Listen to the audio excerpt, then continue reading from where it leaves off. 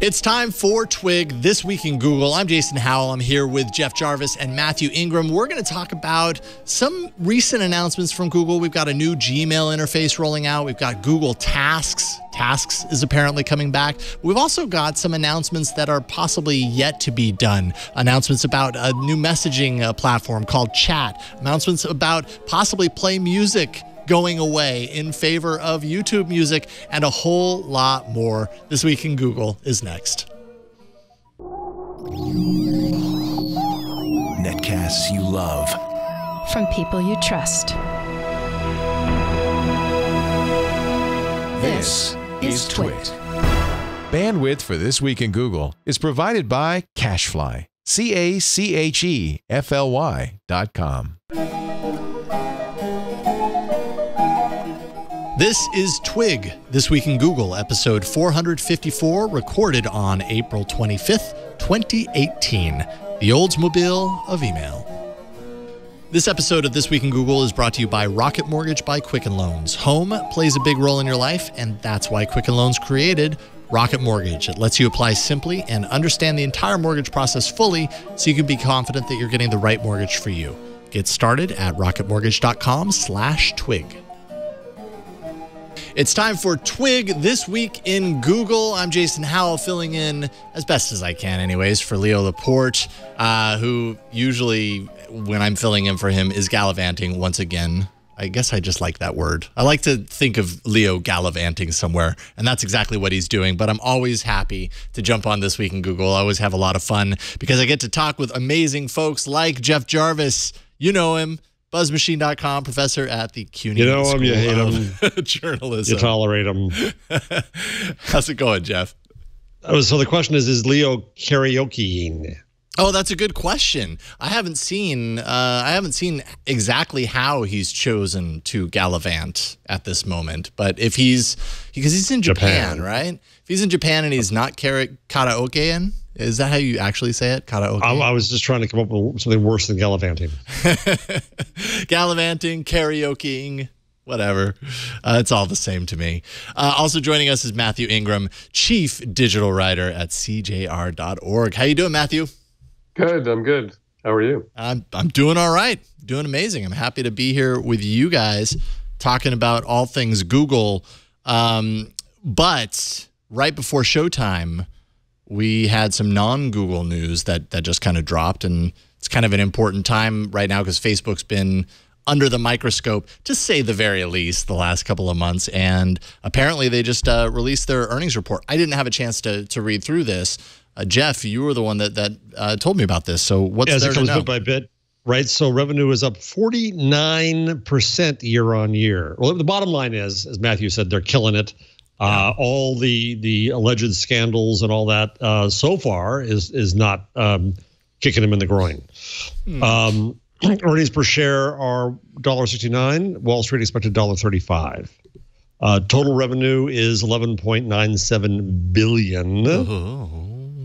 Daily active users 1.45 billion, in line with expectations, up 13% year on year. So the let's kill Facebook thing, I think is making a lot of impact. And the monthly active users also up. I don't know what they were. Yes, also up 13%, and that's 2.2 billion versus a 2.19 billion expected. Profit 5.45 billion versus an expected 4.64 billion. So Facebook right now is doing just dandy. Thank you very much, Congress. And hashtag delete Facebook making little, if any, difference whatsoever to Facebook's bottom line, which is kind of makes a lot of sense. I mean, is that a surprise? Yeah. Yeah. It's not a surprise. Although I'm surprised that it's not a surprise to a certain degree, that we can, hear and learn as the things that we have, and that it wouldn't have a material impact whatsoever. The stock is down 18% since Cambridge Analytica broke. But I suspect there'll be some folks buying it now. Yeah, absolutely. I don't own Facebook stock. Yeah, I think there's still a risk. I mean, I think some of the stock sell-off was an acknowledgement that there's still a risk of regulation that could impinge on Facebook's profits. Especially if it restricts what they can do with data. So I think there's still the potential for some of this stuff to impact the company, but it feels like it's not really at the moment. And we have, let's see here. I mean, so you've got Facebook dealing with, as best as it can, dealing with the fallout of all the Cambridge Analytica stuff. Zuckerberg goes to Washington, and still in the end, at least as far as we can tell, based on these earnings, not a very big material effect on their bottom line. Google had its, or rather Alphabet had its earnings report for Q1. And there again, big tech strong. Revenue grew 26% year over year to $31.6 billion in the first quarter. It's actually, Alphabet is growing faster this time, or this quarter compared to this quarter last year. Then it had grown by 22%. Now it's growing at a 26% rate. And yeah, there's no signs of any of this slowing. Obviously, some of the biggest, potentially impactful things happening in the public sphere that would have its users maybe question their usage habits or doubt the intentions of these companies, making absolutely no difference. So apparently we've just all kind of succumbed to the fact that this is just how we live our lives and we're okay with it. Well, yeah. And again, let me do my full disclosure. So I accepted money from Facebook at the school to start the News Integrity Initiative. I received no money personally from Facebook or any platform, and we are independent of Facebook. End of disclosure. Now. But you did put a new wing on your house, didn't you? We're flying with it. No, but the vacation to Perugia was wonderful, wasn't it, Matthew?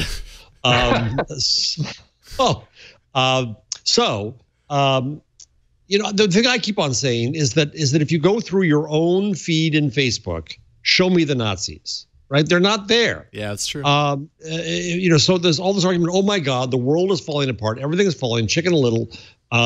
The moral panic, as I like to say on the show, that I believe is legitimately occurring right now, or I think it's legitimately called a moral panic, is a media narrative and a political narrative now that's going on that just isn't showing up in people's lives. And if you look at your Facebook feed and your Twitter feed and your Instagram and your Google searches, you're not seeing the world fall apart. You're seeing it was the same as it was a year ago. And you know what? It's pretty damn cool. Yeah, I guess I feel like, certainly talking to friends and family, I've tried to explain Cambridge Analytica. I've tried to explain what the issues are. I don't think it really impacts a lot of people in their day-to-day. And so to them, Facebook is just, it's something you use, and you accept the fact that you get something for nothing. And so maybe they're doing something with your data, but you don't really, I think, appreciate what it is exactly they're doing. And I'm not saying people are stupid, or just saying it's a complex issue. It takes a lot of time to explain. It's extremely boring in some ways. And so I think a lot of people just move on with their lives, and it doesn't impact them directly. That's not to say it's not important. So I think I agree with you. Yeah, there's a lot that needs to be done. Mm-hmm.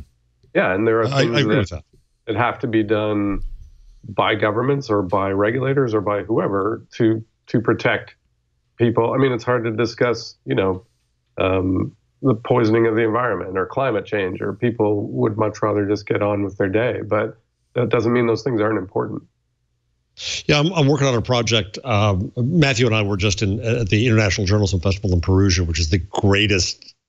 I don't want to say it's a junket, but it's a great event. It's a wonderful journalism event, and the pasta is spectacular, and the people are great.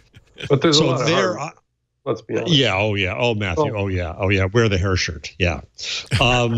So I ran a panel there about the moral implications and imperatives of the decisions being made by platforms, especially also media companies. And another one, when Campbell Brown from Facebook did not come, so I was going to interview her. So instead I had 4 people on stage about what should Facebook do for news. And what struck me is that when you get down to the details, there is far from unanimity here. Right? One person on the panel says, well, Facebook should hire an editor. The next person on the panel says, the last thing Facebook should do is hire an editor. The roundabout, and I've been doing some interviews for a project I'm working on this moral basis question. And it's the only thing that strikes me so far is how there's not agreement. even about what the problem is, what the solution is, what the expectations are. It's a complex, nuanced topic. Yeah, I would agree.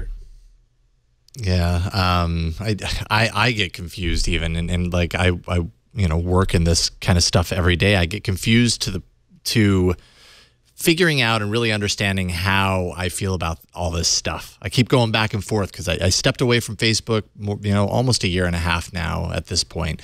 But little pieces here and there, I start like dipping my toe back in because for very specific reasons. But then I have this like guilt that sets in where I'm like, wait a minute, I stepped away from Facebook because this and this and this and this. Does this mean that I'm okay with it? But then it feels very hypocritical. There's actually an article in here on the Wall Street Journal from Christopher Mims, who wrote basically asking the question why we aren't talking about Google in the same conversation as what everybody's been talking about with Facebook as far as harvesting data and what they're doing with your personal data. And yeah, it's a great point. Like I said, I feel very hypocritical about it because on one hand, I stepped away from Facebook because I saw things that were alarming to me as far as the potential use of data, and I felt very manipulated by some of the things that were happening at the time that I stepped away. But then at the same time, I spend my life here on Twit talking all about Google and being all in on Android and everything, when the reality is Google is tracking and harvesting and manipulating that data as much, if not even more, than Facebook is. And so it's kind of a struggle, a point that I'm at, that I'm like trying to figure it out. I think that's what. So Jason, I haven't written about this yet. Oh, sorry, Matthew, go ahead. I think that's what makes it so complex. Like Jeff was saying, these are large conglomerations of services that we all use that are integrated into our daily lives. Google in particular, I've got Android, I use Gmail, I'm a Google fan, but that just means I'm handing over more and more of my data to them. Yeah. Facebook I use all the time to connect with family and friends. It's a great service.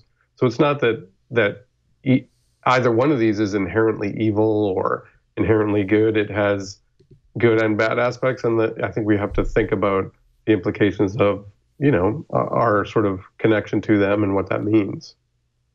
So let me tell you about something else I just did this week. I haven't read about this yet. There's a company called Axiom, ACXIOM. That's one of the. Oh, geez, I'm sorry. Can you guys lighten up on your end, monitor? I've been playing with this like crazy, and I'm looking like I'm a ghost. You look like you're CGI at this point. There you go. Yeah, no, it's still not good. I'm sorry. I just trying to look like I'm not. That's okay. Are you artificial intelligence? Are you a robot? Audio. Are we talking to the the machine, Jeff? The Jarvis robot? We'll work on this. So anyway, Axiom has been around. When I was at Time Inc., starting in '81, we used companies like Axiom to be able to do individualized user data with your name and your address and your social security number and everything. So I went into Axiom, and you can now ask what your data is. And mind you, it's a lot less specific and a lot less telling than what you get out of the platforms. But because they'll say, we know this about you, but they won't say how they know it or why they know it, what level. But then I got a further report, and it's pretty amazing. This has nothing to do with the internet, folks. This is marketing and media world out there. They know my asset. They know the range of how much I have in assets. They have a good guess as to my income. They know what kind of brokers I use. They know that I have a checking account balance. They know what kind of investment I do. They know that I'm not likely to use a discount broker. They know what my discretionary spending is. They put me in an economic spectrum. They have car information about me, gifts I buy, where I travel, all this stuff. There's huge amounts. So everybody's going crazy getting their data from Facebook and Google. Go get this stuff. And this is tied to your name and your address and your social security number. Now, at the same time, they also get crap wrong, right? Because where I live, they think I'm Republican. Ha! Now, did they make that determination as far as you know because of where you live? Like that's just a blanket? I don't know. That's the thing. That's the problem. Reveal. We don't know how they come up with this. Google reveals a lot more about the how. Right. Amazon reveals their presumptions about the how. You don't get the how out of these guys, but these guys know a tremendous amount, and I would argue in ways that violate privacy more. When you consider that on Facebook, what you're really doing is sharing. You're not doing a private transaction with the auto dealer that suddenly ends up here. And there's the sort of voluntary nature. I mean, Facebook, no one reads the 85-page terms of service, but theoretically you agree to do those things. True, Matthew, Axiom true. and those kinds of databases are accumulated without your knowledge. And I totally agree that if there's one thing we could get across, it's that Google and Facebook are a tiny proportion of this much larger problem, which is that the entire economy is built on data transfer, hoarding, knowledge, understanding, mining, and so on. And they're just two, very large companies, but there's a massive, massive kind of infrastructure of companies that do this all the time with our data. The funny thing, given our context here, is that they also get some things really wrong. Like, worse than calling me Republican is they say that I prefer iPhones and BlackBerries. Well, how'd you come up with that one? And it's not a show called This Week in Google. Anyways, like look at China's attempts to try and track people's social behavior, and then give them, allow them to fly or use the train or get medical services based on their kind of social performance. If all this data is being used in ways that we barely understand, and lots of it is wrong, decisions are going to be made that impact on us, and we won't even know about it until it's too late. Yeah, definitely a lot of my own, it might qualify as techno panic, I suppose. But my fears about all this stuff, when I read about how this is actually happening right now, how it almost feels like a Black Mirror utopia, type of future in China, the way they're doing this social measuring and stuff based on data, that's the kind of stuff that frightens the hell out of me. And when it's government doing it, government has power over you that Google and Facebook still do not have. Yeah. I don't know. I don't know what keeps it from moving in that direction eventually. Like the long tail, hindsight is 20/20, and you look backwards and you go, man, we didn't see it at the time, but this is the direction that we were headed, and we were just blind to it. And the manipulation that's going to occur too. There's a big kerfuffle going on right now around Joy Reid, MSNBC, and I'm a big fan of hers. And Glenn Greenwald went after. There were some anti-gay posts she did when she was making fun of a particular politician years ago that she apologized for and recanted, and it's been many years, and so she's learned. So Glenn Greenwald this week went after her and said that there were more posts found and in the Wayback Machine, and this is ridiculous. And when her people tried to say that it was manipulated, it was hacked. Oh yeah, hacked. Now I've just seen reports. I saw Joan Walsh from Salon, who read her stuff for the last 17 years, says that she read her blog and never saw this, and her staff read her blog and never saw this. And I read a security report that was done for Joy Reid. They've reported this stuff where things were added in, presumably before it went to Wayback, but I don't know. Point is that you have a record out there that now we see how news gets manipulated. If you want to get paranoid, if you want to get techno-panicky and moral panicky, you also recognize that there are the tools here to go after individuals in ways that can be very hard to fight back. And so that's going to cause another level of panic about this stuff. Yeah, absolutely. Hard to fight back, hard to know what's true and what's not. Like I read that last night, and yes, about what you were talking about, a lot of the posts that were supposedly pulled from the Wayback Machine before they were removed by request. I mean, a lot of that was really alarming stuff. And the problem is it was removed from the Wayback Machine. It happened a long time ago. And you've got some people saying that it happened, that she was the one that wrote it, and some people saying that she wasn't. And there's just no way, is there any way to know for sure? And so it casts everything in this sincere doubt. There was a kind of forensic report that I read today that was done on her behalf that relieved me because I'm a fan of hers. But she has resources. That's part of the reason she's a target too. Right. But she has resources. If it's just poor Joe Schmo, somebody decides to go after them, how do we get to a level of credibility? It's what Matthew and I do, worry about this stuff and write about it all the time. around the so-called fake news realm. Yeah. But it's more than just news.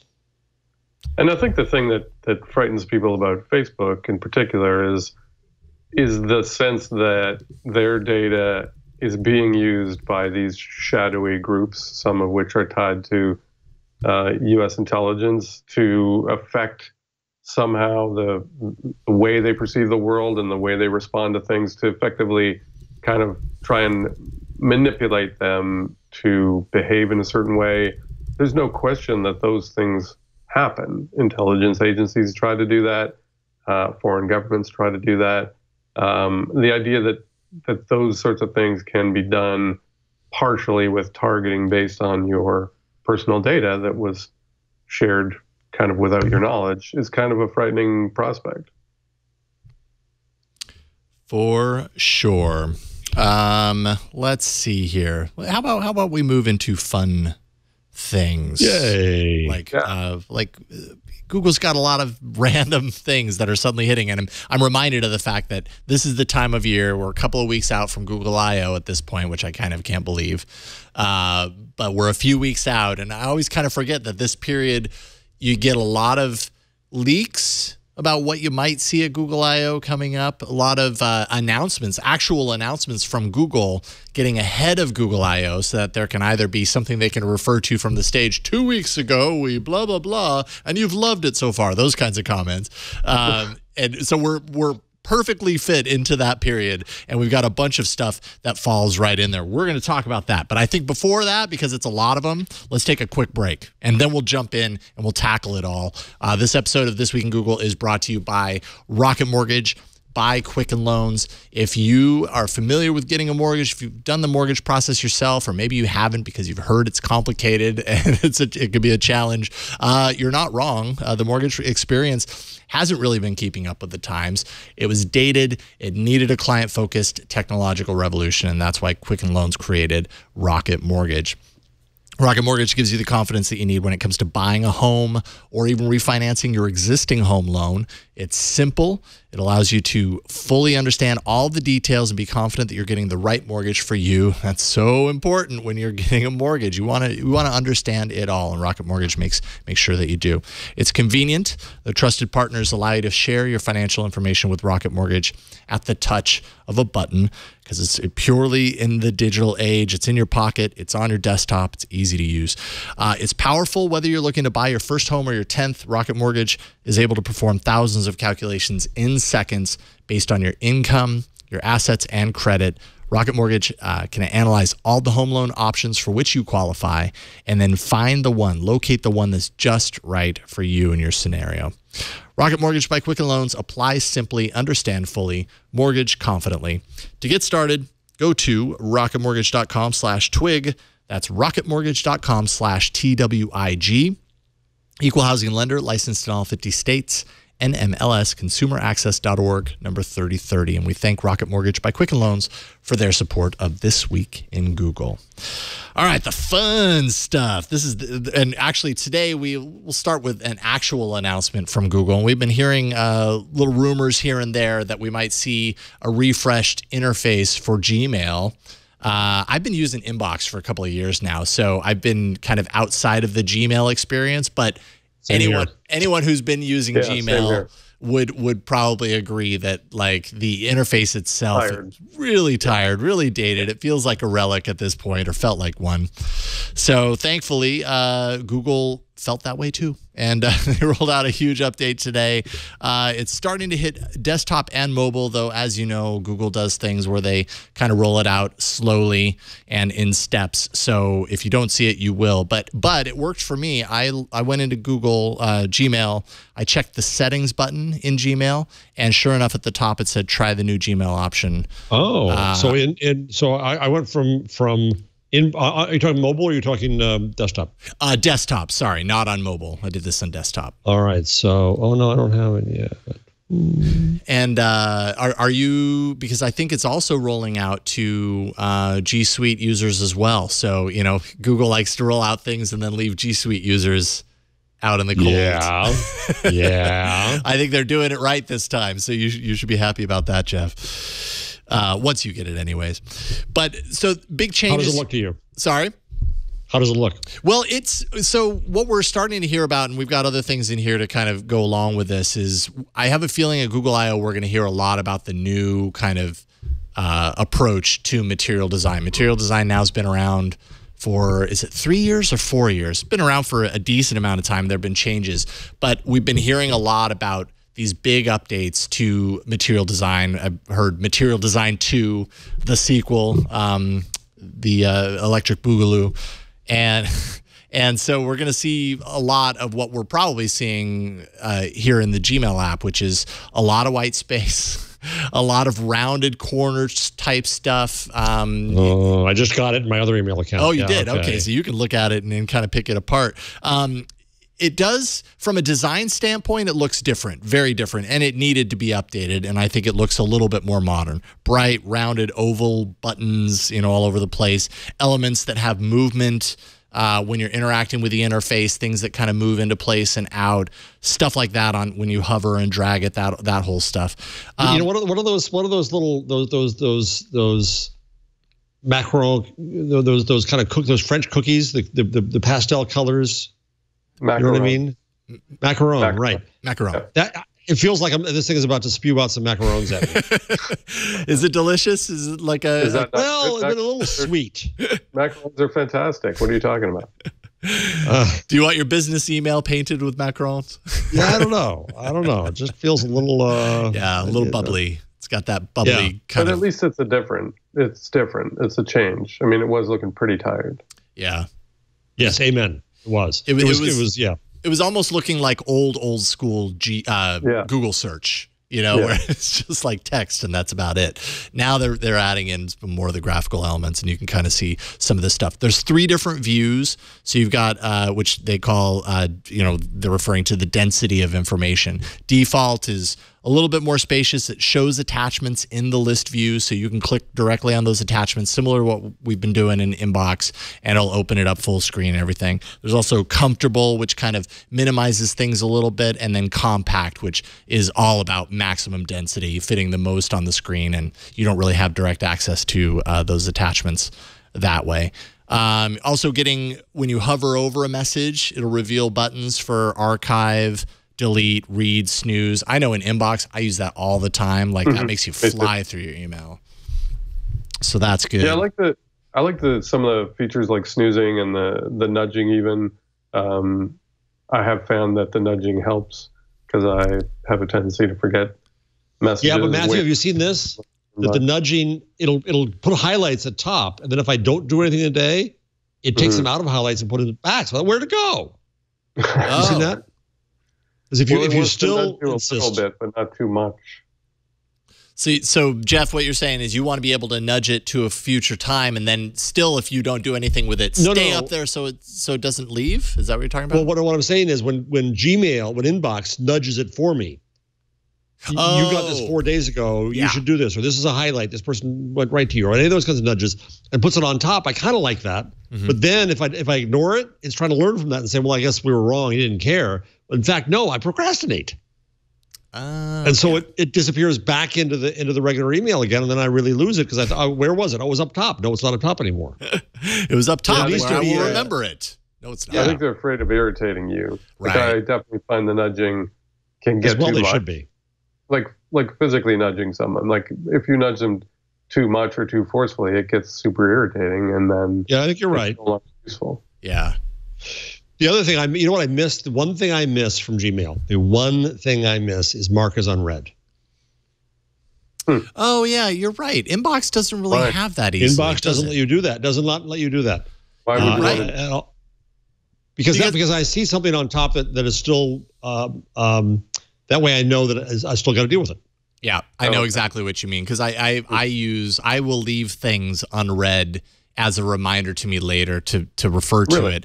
And I think I've kind of worked myself out of that habit a little bit more. I've started to kind of trust a little bit more the hide this until tomorrow sort of thing. And that way when it reappears tomorrow, I do something with it, which is kind of what you were talking about, Jeff. But yeah, actually I have to do something with it. I mean, Inbox really seems to be built around this idea of Inbox Zero. Get it all down, get it off your screen. I've never used it like that. I just can't do it. Really? No. Because if I have more than like 10 messages in the inbox, I start to get anxious. So okay, everybody, start emailing Matthew. And I have this kind of OCD thing where if it's unread, I have to read it. So I will often mark everything is read, even if I haven't read it, because I just get disturbed when I look at it. And it's like notifications on your phone. I turn most of those off because I get so obsessive about it. I have to, that then I become compulsive about making sure the bubble goes away. And I'm no longer actually achieving anything. I'm just trying to get rid of the bubble. So so if you have the need to read them all, but you aren't equipped to deal with it now, do you use the snooze till later function? Is that how you deal with that? I do, yeah. And I also have folders and stuff that I file things into that I check regularly. In many cases, I wind up with Inbox Zero, like I would say weekly. Oh, wow. That's kind of nice. I don't even know what that feels like. What that is, yeah. Yeah, I mean, the only way I ever experience that is if I declare email bankruptcy, which I've done many times. I just wipe it all out and be like, you know what? The important stuff, I'm going to hear back from someone. Right. I'll deal with these 3 things because I know I need to. Everything else is read and hidden, and I'm starting fresh, and it always ends up back there. I just can't keep up with it. I can't look at my wife's email because she uses Gmail partly as a archiving, but she doesn't use folders. It's just the inbox and the trash folder. So that both of them have 10 or 15,000 unread emails in them, and I can't even look at it. Yeah. But it's Google, so they give you the search function. That's all you need is to know how to search. Yeah, it's true. It's true. I have to confess here that I have turned into that horrible person where basically, if it's important enough, you'll bug me twice or 3 times. Right. Yeah, it happens. And I hate myself for that, but it's true. Yeah. When you're as famous as we are, Jeff, these are just some of the things that come with the territory. You jet to Perugia as we do. Right. Well, as far as Gmail is concerned, a bunch of changes, so you should definitely jump in there and check it out.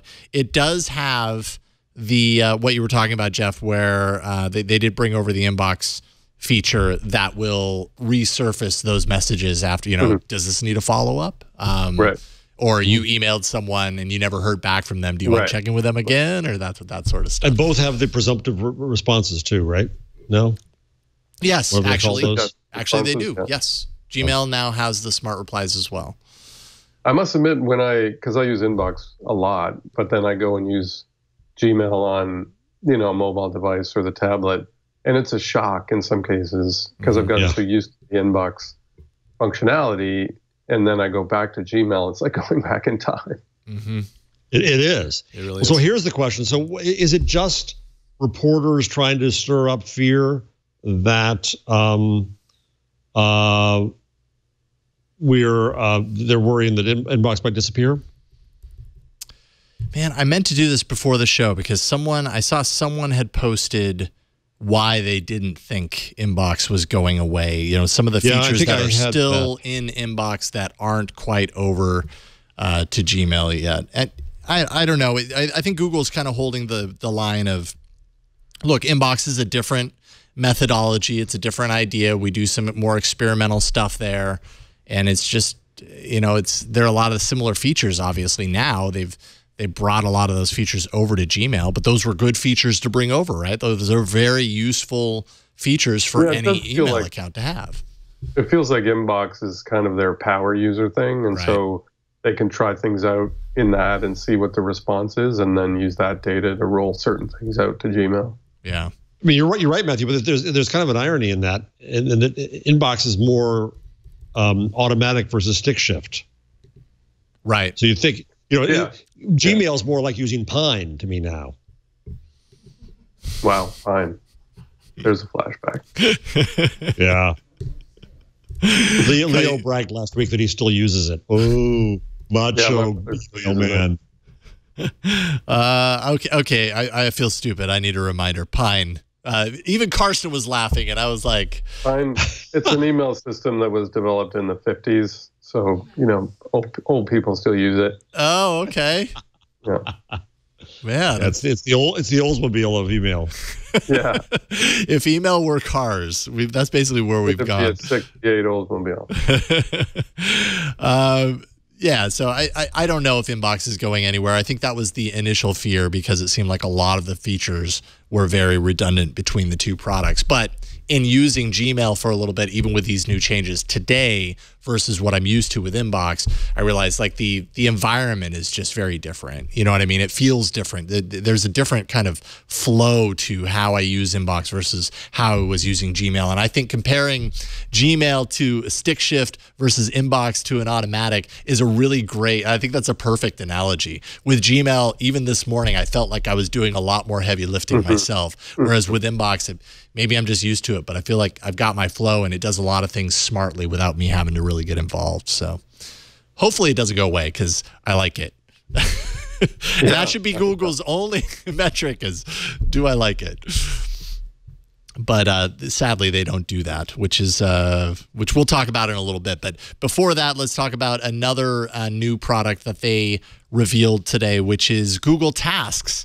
And those of you who have been on Android for a really long time, actually those of you who have had Gmail for a very long time, would remember that Tasks has existed in the past, and then it really just kind of got de-emphasized to the point to where it went away, and there was no support. And now today there's a new Google Tasks app that has launched again with this bright, bubbly UI that looks very familiar if you've checked out the new UI on Gmail. And I guess Tasks, yeah, they were in Calendar as well, but they got really de-emphasized. You really just kind of stopped relying on them because it didn't feel like Google was giving any sort of attention to it. But some of the other UI elements that you will probably see at I/O when Material Design 2 is announced, likely, is this idea of bottom-oriented UI elements. Things that you might, skip from one section of the app to the other, being located at the bottom instead of at the top, which we've seen for a very long time. And that seems to be a direction that Google's going as well. So kind of sounds like we're going to see more of that. And you see that in Google Tasks app. I really wonder how they do those meetings, right? Let's move things. I got an idea. Let's move it to the bottom to confuse everybody. Brilliant. Yay! Let's do that. Company-wide, but except for that team and except for that team. They'll get there in 6 months. They'll get there in 8 months, but let's the rest of us do that. It's the bottom year. Well, if you're looking at user data, changes like that lead to huge increases in engagement because people have to spend longer figuring out how to use the damn thing. So it looks like they're using it a lot. I guess so. You're right. That's so manipulative, but you're probably absolutely right. Whether they intend for that or not, it's good for that engagement number. This too is part of... Oh, sorry. Sorry, I have to say task and to-do lists, apps and stuff are lost on me. For whatever reason, I can't get myself to use them. I know that they're really useful. Lists are great. I know that lots of people use them effectively. I'm just not one of those people. So I like to email myself reminders and then forget to read them.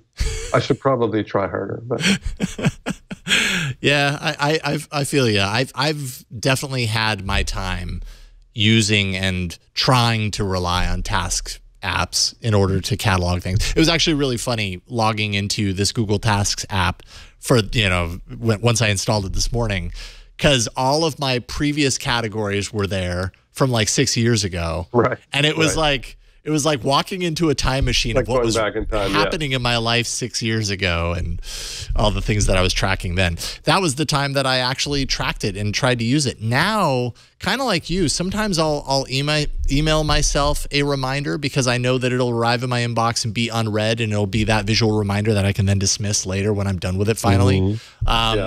But a lot of times I scribble it down. I write down lists a lot more now than I ever have, and it's really effective because I don't have to I want to remember this quick thing. Unlock, open app. Like I can just be like, put it, done, move on. I started using I'm awful with it. I started using Google that way, sort of, Yeah. That was one of the first things I started doing with it because it was so quick to take a note. Mm-hmm. You just jot a few things down and it saves it. Yep. But I can't. I need a to-do list to remind me to use the to-do list. Yep. You need a daily reminder. 8 a.m. Remember to use your to-do list today. And reminders. I saw put that in reminders, and I ignore the reminders. I'm awful. I'm just awful. If it's really important, someone will yell at me and tell me to do it. So. Yeah, right. It's the whole email me 3 times and I'll reply to you mentality, but applied to tasks. Yeah. So the Tasks app, obviously the standard stuff: create tasks, create lists, edit, manage, drag and drop UI. You can add details. You can also add subtasks if you like. Also a due date with a reminder, but there is no time assigned. So you can't say this needs to be done by 10 o'clock tomorrow. And this, I feel like, is this next point is a really big miss, because I feel like this is kind of a prime example of sometimes how Google has so many irons in the fire that their lines just don't meet up, and they've missed a great opportunity, is that it doesn't integrate with Assistant.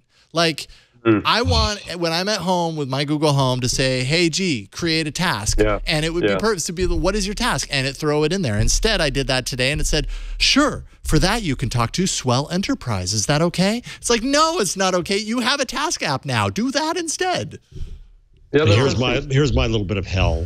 So I go and I find the Google Task link, and your administrator has not given you access to this item. So aren't you the administrator? I'm my own administrator, but I have to go manually. It is a 40-step process that I forget every time. If I want a new app in Chrome, because I'm a G-spot, I have to go and go through all these steps, find this really not intuitive way to say, yes, I'm giving myself permission to do what I want to do. Oh, man. And this is the Jarvis hell that we hear about time and again with the Google apps. I'm sorry. No, I mean, I think it's constantly an issue, right? At least you can activate it from day one, but it's not easy, apparently. You got, and if you weren't the administrator, if you were just user on somebody else's account or app's account, you'd have to go through a lot more trouble to try and convince someone to get in there and do that. But at least it's possible. So there's the shining light, I suppose. I do think integrating with Assistant, I mean, that's got to happen, right? Because that's going to be the way 99% of people are going to want to do this, is by saying something. I mean, I've seen already friends and family with Google Homes or Alexas. One of the main uses, in addition to setting timers, is shopping lists or reminders or to-do lists. It's just a natural thing that I think people are comfortable doing. Well, and now, I mean, this actually ties in with what you're talking about, is this change that happened last April, so a year ago, where Google changed it so that if you're talking to your Google Home and you try and make a shopping list, instead of putting it into Keep, it puts it on. Puts it what, in the web somewhere. You have to actually. Oh no! Go on. Let me try it. Pardon me, audience. Really? Okay, Google. Like a separate site. Add a task. Oh, it's trying to do stuff. Doesn't know how to do it. Sorry, Dave. Not a task. Shopping list. Try and do a shopping. No, I'm trying to do the task. Oh yeah. Is there? You'd think that they would have integrated it already, but no. Yeah. Even when you have it installed. Yeah. So the Google Express, I think what it does when you're trying doing a shopping list is that it creates a list in the Google Express interface or website or app or something. So anyone who is using their Keep account to, create a shopping list or whatever, that just kind of went away. And, maybe with tasks that comes back, but I don't know. It's so confusing. As with so many things, Google, it's so confusing. Yeah, I was going to say things go? This is not a surprise that some things don't work with other things. Yeah. Or that just there are like multiple life. efforts aimed at the same thing. Yes, such is life. Thank you for teaching us a life lesson, Google. And then just to kind of round out here as far as Material Design 2 is concerned, like I said, we're probably going to hear a lot more about this at Google I/O. There are a number of other products that we're starting to see this happen.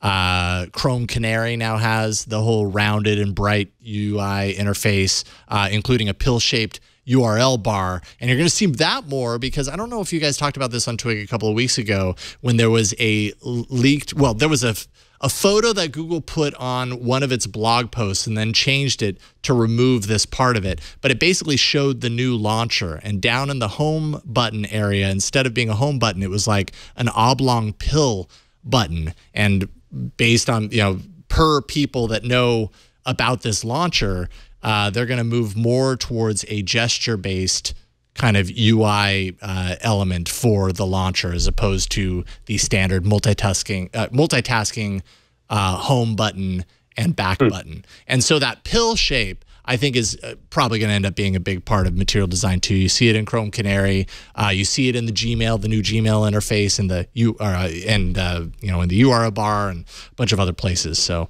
but the Product Sans, or is it Sans or Sans? Product Sans font, which is the same font that Google's logo is in, that seems to be constant across all these things. There's a language building in here, and they're starting to kind of trickle it out into some of their other apps. The Play Store, Google Feed is testing it, a bunch of other things. So apparently that's going to be a big deal at Google I/O in a couple weeks. And yeah, I guess it should be. I mean, it's what, 3-4 years old? Might as well.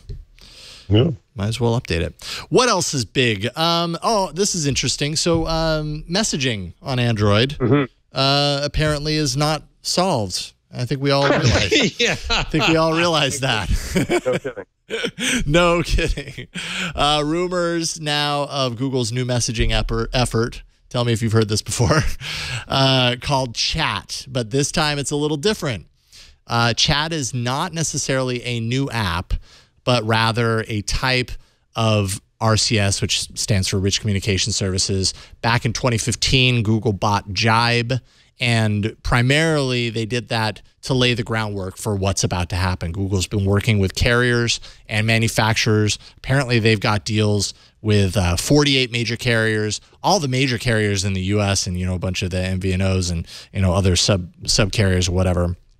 And then I was looking forward to this, Jason, because I figured you could explain this to me. So is this all about trying to make the link to SMS through a carrier? What's happening here? Yeah. So basically, from what I understand about RCS, is it's kind of next generation SMS. SMS as a platform, as a protocol, has been around a very long time. There's a lot of modern messaging functionality functions that you can't do through SMS. You can send texts, you can, up to a certain character limit, you can send photos, but it down reses the photos and video and, to reach size limits. There's a lot of things that it doesn't allow that we're very accustomed to with modern messaging apps. So the idea behind this Chat, which is, RCS, is that it's called Rich Communication Services. So its aim is to bring some more of those features into kind of like an upgrade, more or less, to SMS. So features like read receipts, group chats, file transfers, location sharing, user presence. So when you're typing, the person on the other end would see typing ... or something along those lines. Kind of that dynamic quality of modern messaging apps, but through something that's handled or managed more on the carrier level. And that's why Google's been talking with all the carriers, because Google has its own flavor of RCS, and apparently all the carriers kind of had their own flavor. But in order to get them all on the same page, Google has been working really hard to say, hey, ours is really good and you should support it, because then all Android users will be able to talk to each other in a consistent way using RCS. So now, stupid question time. Nope. Number one.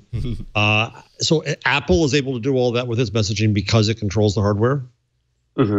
Yeah, and I think Apple, from what little I understand about how iMessage works on the back end, but from what I understand, Apple has already kind of made these deals with the carriers to allow for it. They did that a long time ago. They did what Google has had a really hard time doing. And number two, will this finally allow me to send messages seamlessly from both desktop and phone? So as far as I know, there will be a web component. Is that what you're asking? Like if there's like a web? Yeah. Can I SMS somebody from my wife can from her Apple to my daughter? Oh, I see. But I can't from my Chrome to an Android. Right. From what I understand, the web interface for this at some point will be released, and it'll be similar to what you have with Allo. Have you used the web interface for Allo? It's basically like a QR code thing. One day after I/O, and then I stopped. Like everybody else. Right, because I forgot it even existed. Yeah, it's not a website or a plugin that you just open up and boom, you've got access to it. You go to the site and it gives you a QR code. You use your phone with the app to scan the QR code, and that sets up a direct link between your desktop computer and the data that's on your phone. So basically what you're doing is you're using your desktop as a kind of an extension of sending a message through your phone. Does that make sense? Third and last, I think it's last, I could be lying, is what's it going to take to link up all of this Android world with Apple's? Well, and that's a really great question, because that's one of the very big asterisks here, is that iMessage does not, as far as we know, based on these rumors, by the way, this is not like fully announced yet. Based on these rumors, iMessage does not fully support or support at all this particular flavor of RCS. I don't know if it supports RCS at all. And will not. I mean, let's face it, Apple has zero, like there's nothing pushing Apple to do that. iMessage, I think, is a huge kind of walled garden, something very, very powerful that in my case, 2 of my daughters moved back to Apple just so they could use iMessage. So they moved completely off a platform just to get iMessage. I mean, that's a hugely powerful thing Apple has. I find it hard to believe they're just going to open up and integrate with every other, they want to keep that Apple only, I think. It's certainly been a very exclusive thing, iMessage, as far as like like you say, people will stay on the platform, stay on iOS. In some cases because iMessage exists and because all their friends have iPhones or iOS devices, and iMessage has those functions that work with those other friends. And if they aren't on that, then they feel like they're being left out. Yeah. So in some ways, this, if it rolls out the way that the rumors are pointing to, this would be Android's equivalent to iMessage in the sense that all Android users would have that same functionality with other Android users. So, iOS has their playground, Android users have their playground, and they're very, very similar, operating independently. Would there be any reason for those to cross? I mean, that would be a great world to live in, because then, if I'm chatting with someone that's on an iPhone, I would see that they're typing or whatever, that sort of stuff. But maybe it makes a bit more of a business sense for Apple to keep it exclusive. I'm sure it would be. It would be great to have that kind of interoperability. I remember the early instant messaging days when you couldn't message someone on another. If somebody used MSN Messenger, you had ICQ, you couldn't, and that was a horrible, horrible time. Yeah. Wasn't there a brief time when you could interoperate among those? So there was something called brief Trillian. shining moment. Yeah, Trillian. Trillian allowed you to message to multiple, and then I think ICQ added support for a bunch of them. But it was a little like only being able to call people who had certain types of phones. It was just a nonsensical. Like, it makes sense from a business standpoint, but as a user, it's horribly irritating. And I can see definitely from Google's point of view, this is a smart way to kind of make up for the fact that they missed the sort of messaging boat. And in fact, they've missed it multiple times. They probably should have bought WhatsApp. Maybe they tried to, I don't know. But, they've tried, I've lost count of the times. Maybe the number of times they've tried to kind of redo messaging and try again and reorient this app and that app, and sometimes multiple apps that do similar things.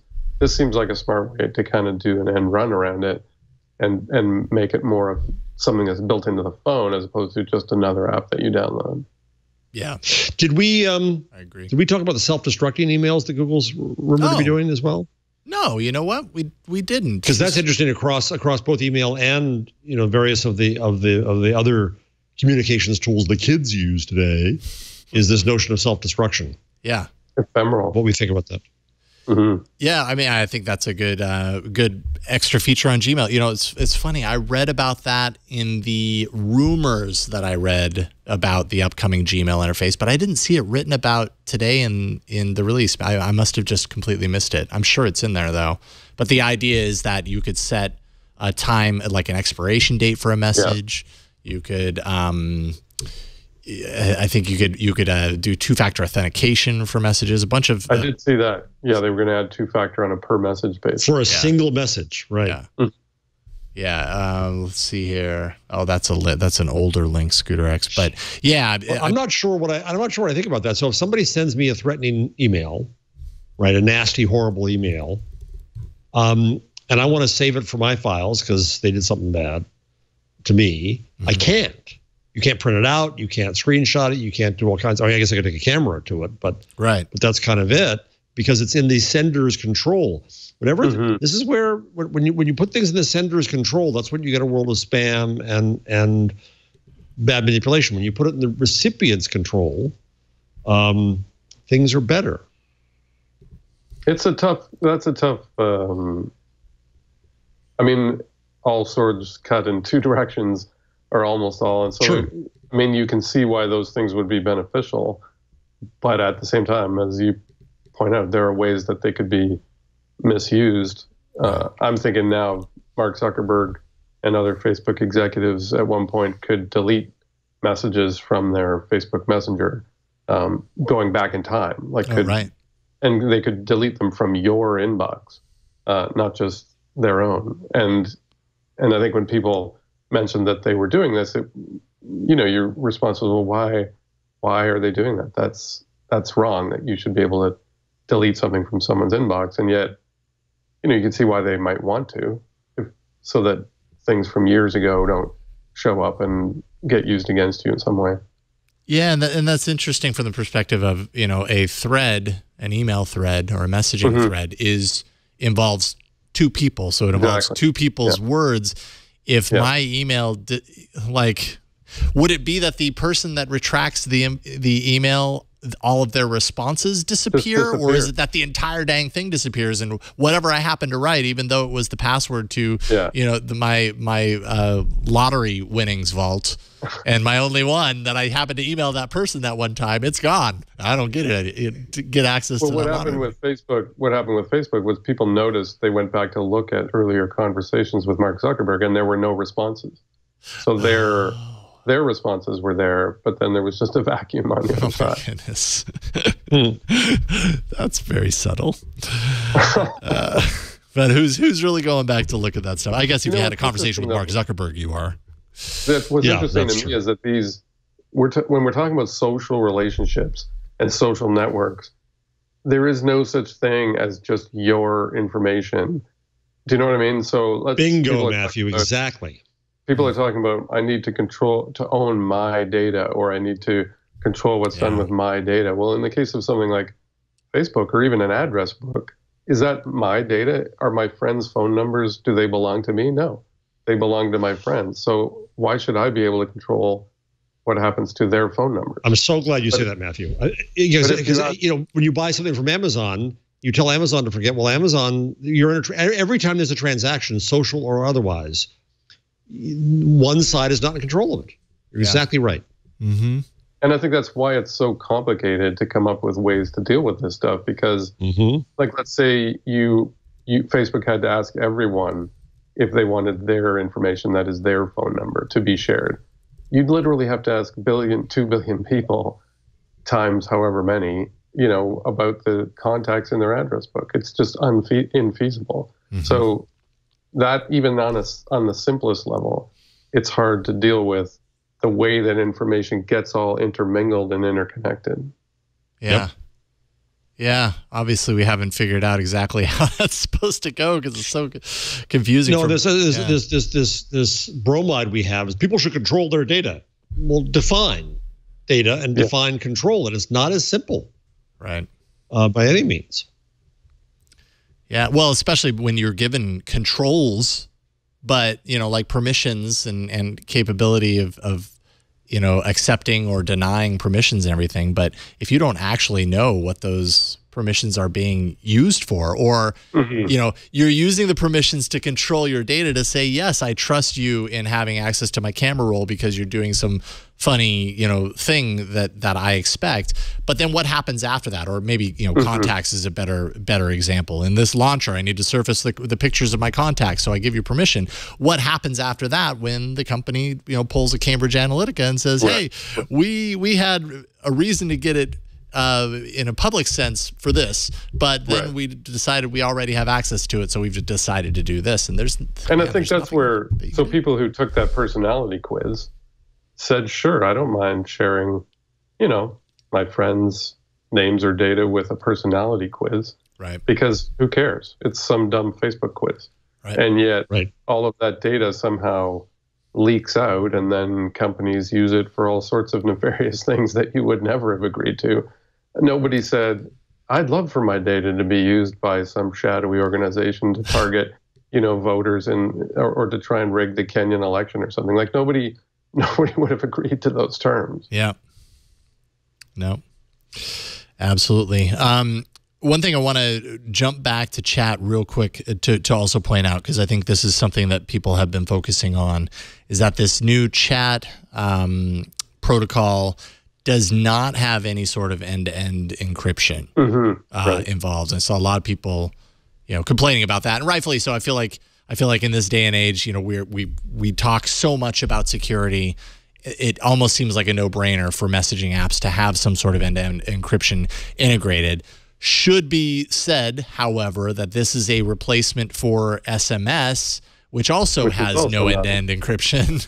Right. So to that degree, the net effect is the same, I suppose. Not that that excuses it, but keep that in mind. Like I think end-to-end encryption, I'm not sure exactly how that is coordinated at a carrier-to-carrier level. You know what I mean? Like it's easy for an app that's installed on my phone and the servers in the cloud to facilitate end-to-end encryption. Is it that easy for the carriers? And the answer is probably that it probably is to some degree, but for whatever reason, it's not happening here. And that's a fair point. This is much more like an upgrade to SMS than it is an app that Google is introducing. Yeah. Let's see here. In other things that might change, YouTube Remix, or whatever they're working on, that would be the new YouTube Music platform. If you are a user of, and which I am, of the Google Play Music, the music service, Droid Life says that they have a source that it's going away at some point, or that it's your discussion on All About Android was exactly right about this. I'm upset about that. I'm really upset about this. I am too, because I like Google Play Music. Yeah, I do too. I use it a lot. And YouTube search has always sucked. Ironically, I mean, I get from a product point of view why they might want to do this, so that there aren't so many competing things. But Google Play is a perfectly fine service and useful that lots of people. Yeah. It feels like this is. You know, I just had a flash, Matthew. Because you know what, my way of watching shows is Google Play Movies. If they put that into YouTube, oh my Lord! No. You know that Google Play, that Play rebranding we did years ago? We've decided we're doing something different. We're going to brand everything YouTube. And we're going to put all the navigation at the bottom. That's what the kids want, Jeff. Yeah, I mean, you know, to that degree, I guess I understand from a marketing and, you know, standpoint that YouTube is a very strong media brand. I mean, about as strong as you get in modern, you know, with modern day kind of viewing habits and stuff. YouTube's right at the top. So, okay, you know, maybe it makes sense to move music in there. I'm just... And I don't want to be afraid because it's new and it's changed. I am always trying to tell myself, don't be afraid because of change, and be afraid of something that hasn't even happened yet. But man, if they get rid of my ability to keep my music library uploaded on their servers, that's going to be, I mean, that could be the straw that breaks my back. And that would be the end for me, because that is one of the main things I like about it. I use Spotify. I've even used Amazon Music, but I keep coming back to Google Play. And the main reason is because I have all kinds of music uploaded there, and it gives me recommended music and other stuff that's based on my existing library. And I literally can't get that anywhere else unless I... Are you paying monthlies, Matthew, for all those services? Yeah. I know. Does your wife know? Don't... She's not watching. I know his wife. I can tell her. Yeah. Please don't. We just got over the fact that I was paying for Dropbox and Amazon AWS and Google Drive. Dang. Yeah. You're a cloud storage baller. I got rid of Amazon AWS, actually. But still Google Drive and Dropbox. Oh, so I'm a little sad if this ends up being that sort of a change. Also, you know, so we're kind of wondering what happens to the uploaded library. Would this add too much emphasis on video? That's another concern that I have, because I have no interest in video. Yeah, me too. Music. I also know that it's for the kids, right? That's how they use YouTube. I watch my daughters do it. That's their main sort of media consumption vehicle. Video is a huge part of the way they consume everything, information of all kinds, music or anything else. But I admit, I don't, like, if I want to listen to music, I don't want to see a bunch of dumb music videos or stupid YouTube compilation things. I just want to listen to the music. Yeah. Yeah. And sometimes I hear the music from YouTube that's found on there, and it's definitely less quality, you know, lower quality than what you find on the music services. I have to imagine if they were actually going the route of replacing one for the other entirely, that they would bring the quality of that music up to standard industry level, because they're also competing against Spotify and, you know, all these other companies that would eat them for lunch, basically. It's interesting to me that if they do this, it's going to give the RIAA even more ammunition, I think, to argue that they're not paying enough, which is a continual kind of cry from the record industry that YouTube is a massive music consumption engine and that it doesn't provide enough, you know, to copyright holders. And I think there's all sorts of problems with that argument. But if they start devoting more and more time to YouTube as a music delivery system, get rid of Google Play Music, then that just reinforces the idea that that's what YouTube is. It's a music discovery and consumption mechanism, in which case the RIAA's argument would be that they should pay as much as Spotify is. Right. Another unanswered question is what happens to podcasts? They rolled podcasts into that app. And funny you should ask, because apparently Google has plans to change its podcast strategy, and apparently Google is enough to wake up Assistant. Go away. That's a new wake word. Who knew? Can't even say the word Google. I know, exactly. Huh? I'm here. So apparently the goal with this new podcast strategy is to double the amount of podcast listening in the world over the next couple of years. That's according to Zach Renaud-Wadine, who is Google Podcast product. I'd call that God's work, wouldn't you? This is the most important thing in the world. Pretty important to us, I would say. Let's see here. Zach says that Google realizes it's fallen way behind on what iOS has, which is a dedicated podcast app and a dedicated podcast strategy that's actually worked, pointing out that the average iPhone listens to over 10 times more podcasting than the average Android. That is a crazy statistic that I've never heard before. That's a market opportunity right there. Holy cow. Yeah. No kidding. I mean, Google, they must have, like, that number would trigger aneurysms in the boardroom, I'm sure.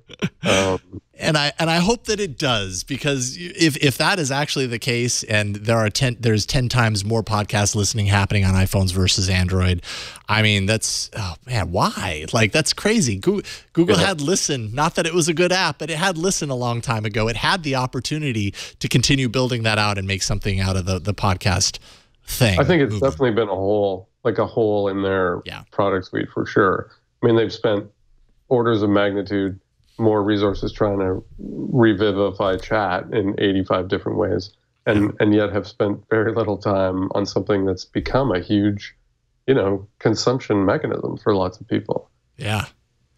So, and Alex actually points out in chat, thank you for reminding me of this, says maybe some of the some of this with Android's lack of podcast strategy is due to the fact that the podcast section in Play Music is only available in the US. That's a constant struggle with Google and launching products. Hasn't launched outside of that, but apparently, according to Pacific Content, which is the Medium publication that's publishing a 5-part series right now that dives into Google's podcast strategy. It could be because these changes are right around the corner. It kind of seems like if Google Play Music, might have an end of life in sight, if those rumors are true, and then these posts with Pacific Content, there's a big change, a lot of change happening all at once, kind of makes it seem more likely anyways. In the case of podcasts, it sounds like, based on some of these articles of Pacific Content, that they would be doing a bunch of different changes around search and assistant to kind of integrate it. So deeper integration with search, making podcasts in search a first-class citizen, as they said. So alongside text, images, video, integrating search into podcast content somehow. So if we do a show on, I don't know, Google, and Jeff Jarvis and Matthew Ingram are on, that there would be some sort of knowledge on the search side, so that when people are searching for whatever they're searching for, those paths cross and it surfaces it in an easy to act on way. This is a natural opportunity for Google. I mean, search, everyone has a favorite podcast or a couple, but they're hard to find. It's hard to find new ones. A lot of it is word of mouth. A lot of it is, maybe Apple's recommendations, but there's a huge opportunity to sort of make it easier for people to find good podcasts, or to find content within podcasts. And exactly within too is where it's exciting. Exactly. Oh, yeah, totally. And imagine if that was integrated into Assistant. You ask your Google Home, play a podcast that's about X, or find a podcast that's about Y, and that kind of consumption model just makes a huge amount of sense. And Google's perfectly positioned to do that. Yeah. Right. By the way, that post was incredibly long and detailed. It's a 5-part series. It's a 5-part series. Yes. They've done three days worth now. They've got a few more days left. They're stretching that out. Yeah. Some people really live podcasting. Yeah. Well, I think that's cited. That's what it's all about, right? Like, what is it? It's Pacific Content is a podcast, something. About podcasts. Yeah. Pacific Content. Like podcasts, so we put some podcasts in your podcast. Yes. Makers of original podcasts with brands and one of entrepreneurs' 100 brilliant companies. There you know. The more you know. I will say podcast is one of those dumb words that's stuck around long after anybody remembers what it refers to. Oh, now you're gonna piss off Dave Weiner. No, I like that. I like podcast. I think it's nice that it's retro. I guess in an unretro. I mean, the fact that an iPod is retro is itself charming. Yes, I know. I mean, you could say the same thing about the term movie. It moves, so it's called a movie. It's a pretty dumb word. And we've got hello, phone. Yeah, true. Yesterday I said it's okay. I can videotape that. I said videotape that and held up my phone, and I was like, wait a minute, what am I doing? We still talk about dialing numbers too, though. Yes. Anyways, exciting stuff for podcasts if Google does double down on that. That's good. Yeah. That's something to look forward to. And speaking of podcasts, also, by the way, Google has rolled out an update to Assistant, apparently, to allow for starting and resuming podcasts between those devices. Also smart. Yeah, I mean, it makes a lot of sense, which basically means you could begin listening to a podcast on your phone, for example, pause it, and then ask your assistant on, say, Google Home. Play the latest This Week in Google. Whoa, meta. If we start echoing back to ourselves, it's going to be really weird. Okay, I'll stop it. Seeing you could pick up 3 seconds into that podcast on another device. That's pretty effing amazing. You know, there's That's moments smart. when you got to pull back and say, wow. Yeah. It's cool. You know, I If can it works ask for when something, you have want it it played to. instantly. It knows where I am. Yeah. Yeah. And then it doesn't work, and you're Right. all mad. It's- Then I curse. Yeah. Well, I was just going nuts with my printer. Oh, don't even start. Oh, printers are the worst. Printers are the worst. Oh, I hate them. But they are the absolute worst. Yeah. It took a half an hour of it kind of ka-chunk, trying to figure out what it was doing. I was screaming at it. You'd think we'd have those figured out by now, but no, We do not. they are Thank goodness eternally we don't have complicated. to do drivers anymore, right? You don't have to install drivers anymore, do you? Unless you're using Linux. Oh, show off. It took me the better part of a day to get my printer working under Linux. Oh no! Oh, See, that sounds like a fun day. Yeah. I bought a new laser printer just because it was had Google Print in it. That's why. Has it made everything more simple for you? Simplified your Well, life? because it's all I can do. On Chrome OS, you're not installing drivers or anything. You can't print directly. Yeah. So you need to go through Google Print. But once you do that, I can print from anywhere, except the office. Right. Slight problem there. I still remember, this is sort of tangential, but I remember when people's Wi-Fi, they would often leave it unlocked. And so my neighbor had he had a Wi-Fi printer, which was still relatively new. And I could see it from next door. Oh, no. And so I considered typing out a message saying, hey, you should lock down your Wi-Fi and print it out on his printer, because I mounted it. And then the next day I told him that I had decided not to do that. And he said, that's good, because I had like $50 photo printer paper in there, and you would have printed a $50 note about my Wi-Fi. So I'm glad I didn't do that. And being Canadian, you apologize for something you didn't even do. I did. I apologize for even thinking about it. Yes.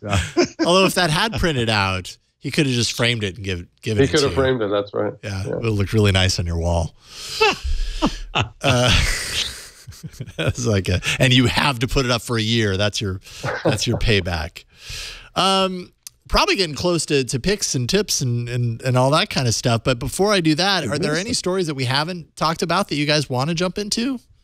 Hold on here. Let's go look at it. Yeah, I mean, there's a lot of stuff. I think Facebook released its community standards, what it uses. Yeah. I don't know, it's just we go into detail, but I think it's a good move. I think it's smart. The same as Google finally released a report on YouTube. Right. All this pressure is getting them to be more transparent about this stuff and why they do what they do, which is critical, I think.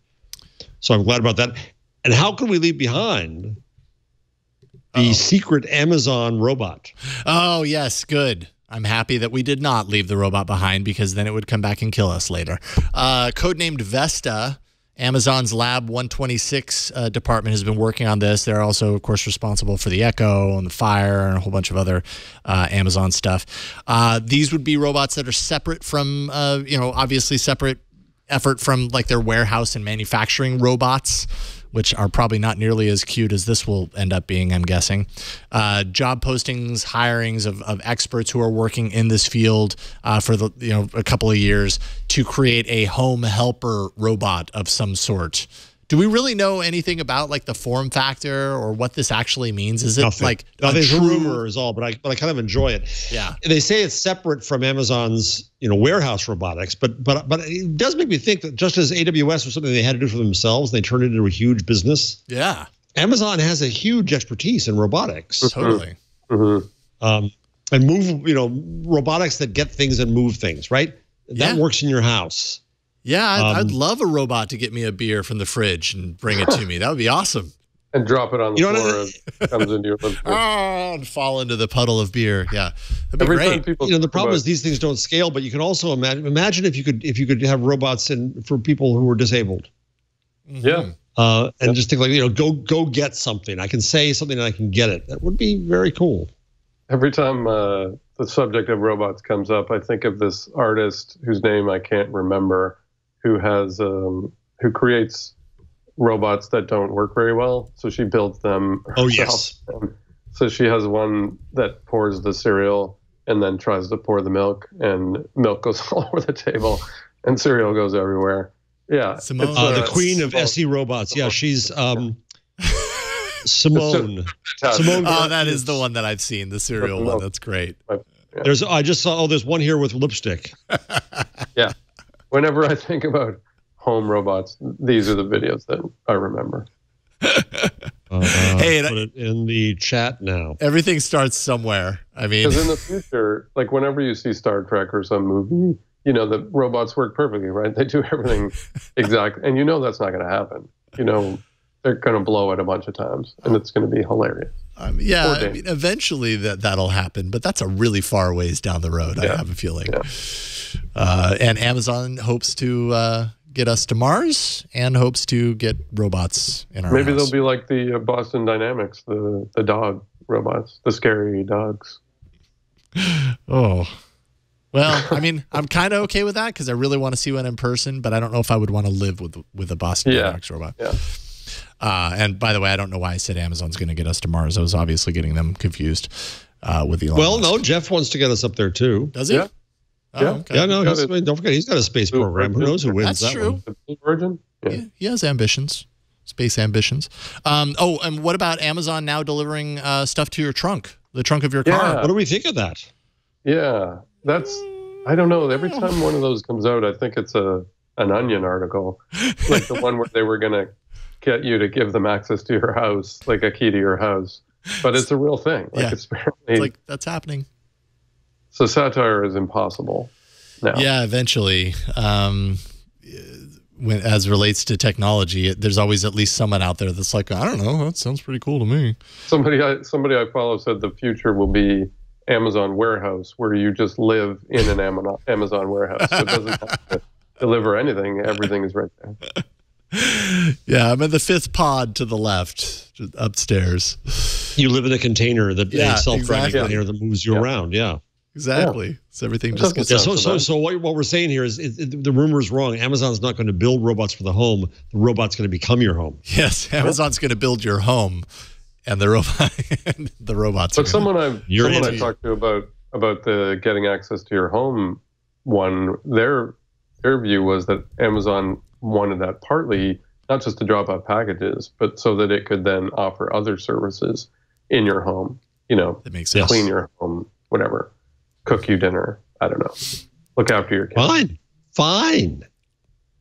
I'll take it. Sure. I'm coming home in a half an hour. Please have the pizza done. And it's free with Amazon Prime. You know what I'd have it make, Matthew? What? Cacio e pepe. That only tastes good in Italy. I think you may be right. I haven't found a good one here. It's grown up macaroni and cheese. It's just pasta and cheese and pepper, and it's the best thing in the world when you're in Italy. It may only taste good in Italy, but that's why Amazon has drones. They can fly it to you. That's right. They can go get it for you. Amazon. The old Charlie Brown comic, I think it was, that hot dogs don't taste right unless they have a baseball stadium wrapped around them. That's true, actually. Cool. Any others before we jump on? I think you hit most of them. I mean, there's a lot of Flickr links being bought by SmugMug. Yeah. Oh, right. News. Flickr was my response. So I went in. I had gone to Flickr in ages, and I had the horrible Yahoo password hell. Oh, but yeah. I got back in today. It was like whiteboards from 5 years ago. Pretty much stupid stuff I didn't care if I lost. Yep. But I'm glad that there it has a life. I realized so. Go ahead. I was just going to say that a number of years ago I tried SmugMug, and it's a great service. I don't know, I haven't used it recently, but if you're even remotely interested in photography, it was a great alternative to sort of the free services that did so much, but not enough. If you wanted to pay a little extra, SmugMug was a great service and a great business, I thought. So I think it's probably a good home for Flickr. And SmugMug is just one of those internet properties I never tried. I don't even think I have a login for it. Was the idea behind this that it was just like high quality photos that you could then print on things? Well, designed more for if you had a sort of professional portfolio, if you actually wanted to not just collect videos to share or photos to share like Flickr, but if you wanted to do it kind of semi-professionally, then it looked good. There were different themes and stuff you could use. It made it very easy to kind of do it as a business in a way. Yeah, okay. Well, so this reminded me. So I thought, oh, well, good. Flickr got rescued for now. Then I remembered that Delicious was rescued by the founder of YouTube. And I didn't realize till I went looking it up. It's dead, gone.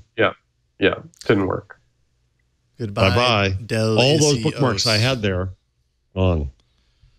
Yeah. Not that I missed them. It's like that closet you didn't clean out for 2 years, and your wife says, "Fine, then throw everything in and out." Yeah. I actually went back to an old RSS reader that I haven't used. I think it might have been Digreader or Feedly, and I hadn't used it in probably 6 years. And it was like a time capsule. Oh yeah. And so 80% of the sites that I had in there don't exist anymore. And just reading the names, it was like reading, a list of comrades lost at sea or something. It just. What happened to Site of the Day? Yes. Yeah. And they were all going to change the world at one point. Yeah. Yep. They all aspire that way. There have been many examples of like digital time capsules on today's show, tasks and Flickr and all Gmail these. Yeah. You open it up and you're like, oh yeah, that's what my digital life was like 5 years ago. I'm sure we'll be saying the same thing about Google Photos when it goes away. And please don't say that. I know that would really be really sad. Yeah, it too gets integrated into YouTube. Yeah, oh man, it's YouTube Photos. That sounds like a type of hell. All right, I think we're good. I think we've made it through the big news. Sure, we've missed some stuff, but we have a few more things to show off, and I guess we can start with the picks. Jeff, do you have a number? Some sort? Yes, I do. So you missed last week. I both delighted, amused, amazed, and disgusted your colleagues when I told them about the naked breakfast taco at Taco Bell, where the shell is a fried egg. Okay. This is a thing that exists? It absolutely exists. Absolutely exists. And we discussed this last week, so I thought I would, even though this is new to you since you weren't on last week, I thought I would continue the Taco Bell theme because a college tournament contestant, Rishab Jain, when asked what he would do with the $100,000 if he won it in the championship, said that he would buy a lifetime supply of Taco Bell. Oh my goodness, no. Sadly, tragically, he didn't win. Oh. But Taco Bell sent him $500 worth of gift certificates. It's a little small for the amount of publicity Taco Bell probably got out of that. That's but it was better than true, nothing. yeah. Could have been nothing. So, okay. Man, I have another lifetime supply of Taco Bell. That would have been a really bad idea. Just saying. Yeah. I love Taco Bell. I like Taco Bell a lot. So there's also a study from marketing firm Stone Temple, and I never know how to take these marketing firm studies now seriously, but they tested 4,942 queries against Alexa, Cortana, Google Assistant, both home and phone, and Siri. And Google Assistant won on the smartphone. The surprise here is that Cortana came in a close second, beating expectation. Siri, no surprise. Alexa, but yeah. Well, that's interesting that Cortana beat out Alexa. Microsoft gets no respect. Yeah. Well, they've definitely been kind of the quiet entrant in all of this, I would say, of the four of the really big ones anyways. Yeah. Siri gets a lot of talk because it's not good, and so everybody talks about Siri because it's not good, and that's what you talk about.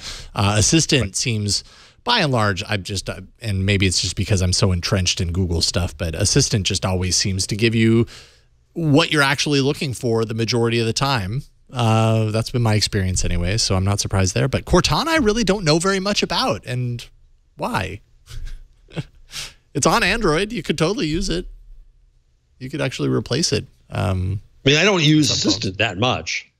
I use Assistant in the car to look up the exact same Persian restaurant time and time again so I can call it. Oh, that's all you use it for?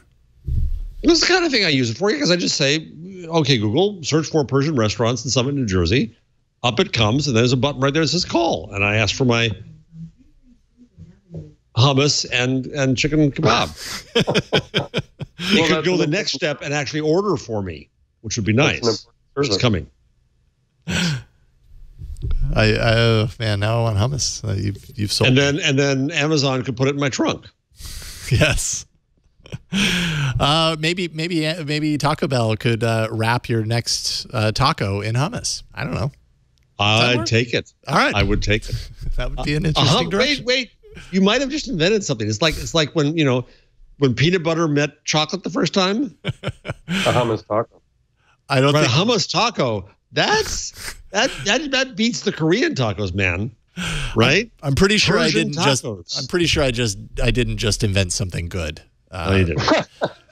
I may have invented something, but it's not something that anybody wants to try. I'm pretty positive. Who are we to judge? We can all invent something. It just isn't any good. Does it actually exist? Oh, apparently vegetarian hummus tacos with avocado cream. Okay, but I'll take define taco. Like, you still have Mediterranean ingredients inside. It's not like taco seasoned ground beef. Well, we got these Korean tacos everywhere. Okay. The food trucks. Tomatoes, avocados. Okay. It's like, what is a sandwich? Is a hot dog a sandwich? That's a good point. A hot dog is technically whatever it is, it has to have mustard. I think we're all hungry here. Matthew, do you have any tips, or it says in here stuff? What is your stuff? Well, there was one thing that happened that we didn't get around to. I don't know if you've mentioned it on other shows, but Amazon disclosed the number of Prime subscribers for the first time in Jeff Bezos' shareholder letter. 100 million people, which to me is just a mind-boggling number. Wow. That's, I think, close to a third of the United States population. No way. It's 3 times the population of Canada. That's just a mind-boggling number. And you think about the services that Amazon is building into that, music, product delivery, all the things that it's thinking about that we don't even know about. That's just an unbelievable kind of base of users, devoted users who paid for this monthly service that you can then funnel things through. Man, no kidding. Yeah, that's right. So this was news from the 18th. So I think it was last week, and it flew by me, and I didn't really put it into perspective. But I mean, I'm not surprised. Amazon is a beast. That Prime subscription is good and continues to get stronger. I mean, which is why people do it. Yeah, exactly. I mean, it's popular, and it's that popular because it's a really great value, even though it's expensive. It's expensive from the top. It's obviously a great value because everybody understands, I ship this much, so it's going to pay for itself. I watch this much, so it's going to pay for itself. There are many ways how it pays for itself in very short amount of time. And that's why I'm amazed that it doesn't cost more than it does. And I'm not giving you any ideas, Amazon. Don't do that. You're making plenty.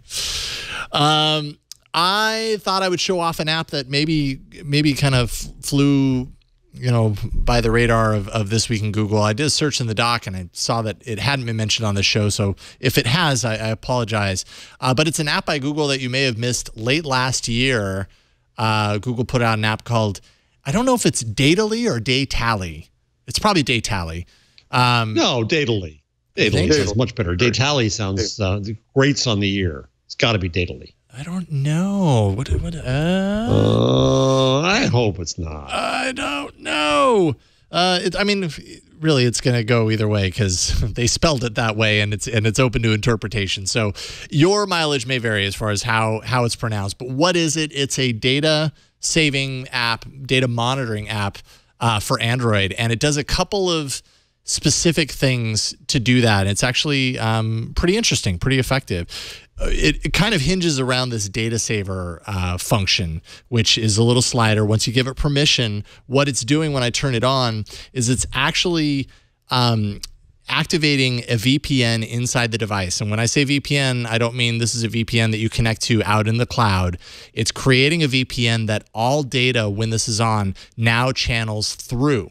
And what that allows it to do is it allows it to analyze the data usage that's being employed by the apps that you have installed on your device. So you can see on the side here, I've got, Audible is locked. Essentially what this means is that when the data saver is on, any activity that might come from Google to use data, it will encounter, because it's passing through that VPN, it will encounter the fact that it's locked, and it will not allow that app to pull on data usage when I'm out and about. It restricts based on how you set it. So I could, set any of these to not do it. I don't know why I would have inbox set, but now inbox is allowed to have mobile data. And if you've got high data apps, or maybe apps that you don't trust what they're doing in the background, or maybe they update randomly or whatever, you can activate that when you're out and about, and that will make sure that you aren't burning through your data when you don't want to be. So if you want to save your data usage, this is one way to do it. And it's just kind of cool how it does it. Activating that VPN on the device, I can switch it back off. Hold on, it's easier than it looks. And it's now off, and my device will operate as normal. And then also it has this function here for finding Wi-Fi that's local and in the area, which is another way to obviously save on your mobile data. If you're out and about and you don't want to use your mobile data, but you need to do something that requires it, you can find, based on your location, nearby Wi-Fi that's open, and it will point you in that direction. I think I'm guessing they're kind of pointing to similar Wi-Fi access points that they already know about as trusted Wi-Fi access points, thanks to Project Fi, which is a part of that service that Project Fi will know when you're in a certain area, when you're close to a trusted Wi-Fi, and it will opt for that so that you save on data. I think that's what you're getting out of Datally or Datally or whatever it is. So anyways, if you hadn't heard about it, it's kind of an interesting way to save data, and you should check it out for Android.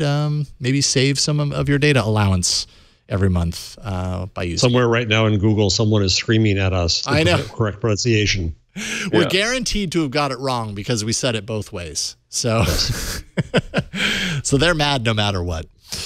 You guys, this was a lot of fun, as it usually is. I love doing the show with you guys, and I really appreciate it. Thanks to you both. Oh, thanks for having me. Absolutely. Thank you. You're great at this, Jason. Yeah. Thanks. It's a lot of fun. Matthew Ingram, Chief Digital Writer at CJR.org. What do you want to leave people with? What are you working on? What can people expect from you? Well, I guess the big thing I'm working on right now is working on a feature about Google and Facebook and their funding of journalism. So something I know Jeff is interested in as well. And just generally keeping an eye on the big platforms and how they're impacting media and technology. Awesome. And that is CJR, Columbia Journalism Review, to find that. When do you think that's going to be posting? Coming soon. Coming soon to a website near you. Mm-hmm. Right on. Thank you, Matthew. Really appreciate Thanks. it. And then, of course, Jeff Jarvis. Always so much fun. Buzzmachine.com. What are you working on? What do you want to leave people with? Just causing trouble. Causing trouble. Mischief, mayhem. Yeah. You're a Republican after all, as the Blackberry lover. You be careful here, yeah. That's true. I should be careful. Actually, I'm also thinks I like guns. Really? Like it's and it can getting back to that and golf. This Axiom thing for a second. Wow. How do we find out what Axiom has on all of us? Is that possible? Hold on. Get your AXIOM. You can get a report, basically. AXIOM. Consumer data information. Hold on. There's a URL for this. I got to remember what it is, but give me 1 second here. So we can be helpful. No, I just realized this is interesting information. There aren't many times that you get to see what a marketing firm has on you. Privacy policy. Oh heck. CIOM. Reveal data? Well, I don't know. Hey, everybody, let's all. If you go to Axiom at the bottom, I think there's a privacy link. That's where I found it. But now I can't find that. Consumer data information? Privacy. No, there I found it. Hold on. Privacy. It's somewhere on their site, I'm guessing. You can yeah, opt then out you can also opt out, right? Aboutthedata.com. There it is. Aboutthedata.com. See, Matthew says it differently because he's Canadian. What did I say? You said aboutthedata.com. But see, Americans can't. I cannot mimic the Canadian OU. I thought you meant we Americans make it sound Scottish, but it's not. Data. No, it's not. It's interesting. There's a fascinating article about it. The Canadian, is it a diphthong? Anyway, it's much closer to a boat than it is to a boot. Yes, it is. Right. But it's I can mimic a lot of things. I can't mimic it, and I love it. It's the one thing. So anyway, yes, you go to that site, and so you click on the stuff. You have to prove it's you various ways. Fine. And then it also gives you the opportunity to find out about their marketing partners. These are the people they supply to. Shouldn't they just know it's you as soon as you click on the website? Exactly. Well, I forgot I had an account here because I used to demonstrate this for students. When people got panicky about this is years ago about Facebook and stuff, I'd say, let me freak you out now. I'll creep you out. And I would go to Axiom and I would say, give me, I don't know, women between the ages of 18 and 25 who live within a half mile of this address, who have a car, who have a college education or whatever. And then you get actual names. You can pay for names and addresses. What? Yeah, because you can do direct mail campaigns. Oh, right. Wow, that's crazy. See? That is crazy. So to me, that off-net data world is much creepier and freakier than the online stuff, most of which is either stuff you choose to share or they don't have your name.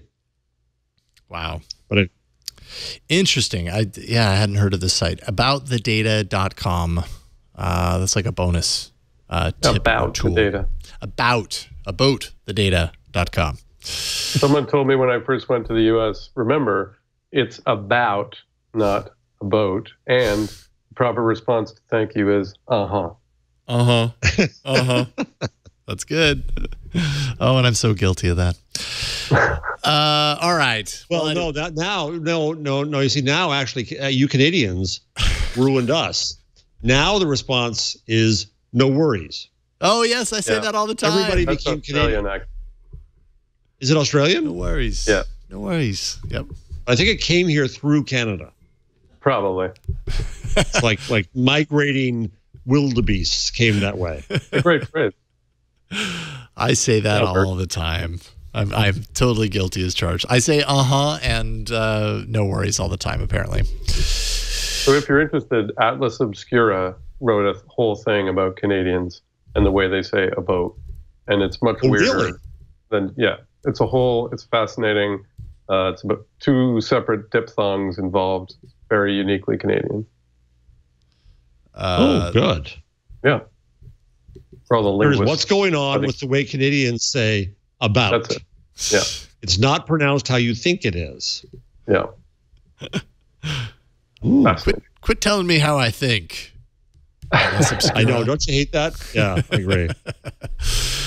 All right. I think we are good, you guys. Thank you again. Really appreciate it. And by the way, I will be back next week. So Jeff, I believe it's both you and Stacy will be on next week. So the question. Well, let's say goodbye to everybody, and then we can talk about details. Okay, we'll talk about details after the show is done. I'm Jason Howell. Thank you for letting me crash your party once again. If you want to check out the show online, you can do that. It's really easy. Go to twit.tv/TWIG for This Week in Google.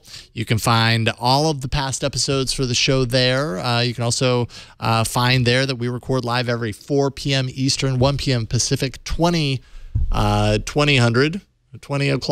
UTC. And if you want to catch the show live, you can do that if you go to twit.tv/live. We probably actually get started more at the half past, but right around there. We'll come online at some point like we will next week. But I really appreciate it. It's always a lot of fun. I'll see y'all next week on another episode of This Week in Google. Take care, everybody.